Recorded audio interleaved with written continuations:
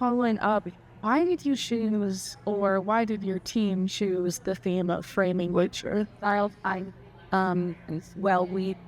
it was interesting. The garden idea grew out of a sort of a thought, but odd coincidence, which is that this is the 50th anniversary of something called the Bird in Bloom, which is a thing that the museum's been doing for 50 years. So I took a book, and we kind of invented here in Boston. And so anyway, just a wonderful event that's very popularly the public. And so we had this sort of like idea that we should program around that. So that was really the jumping off point, but it very quickly became something else. We wanted to represent this idea of what a garden could be, but also the idea that a garden is in itself a work of art and something that could be measured and considered in the same way you would treat any other work of art, like painting or a sculpture.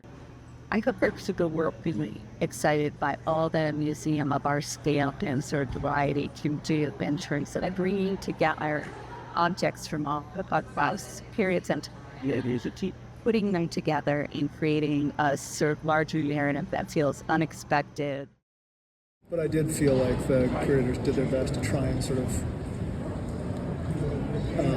how would I put this, kind of interweave notions of sort of like privilege, colonialism, kind of exclusivity into this sort of idea of the garden, which is, on its face just sort of a beautiful refuge that people can partake in and sort of escape the city. But, there are many other dynamics about access, I think, that make it much more compelling.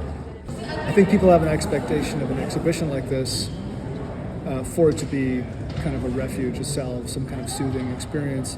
And the museum knows that, and I think they delivered that, but they also delivered something much more important, which was this sort of this social cultural frame that I'm talking about, this historical continuity, this sense of sort of what it's like to have been a human being in multiple eras, with this relationship to nature that's not quite as direct as it seems. It's much more complicated than perhaps it appears to be on first glance.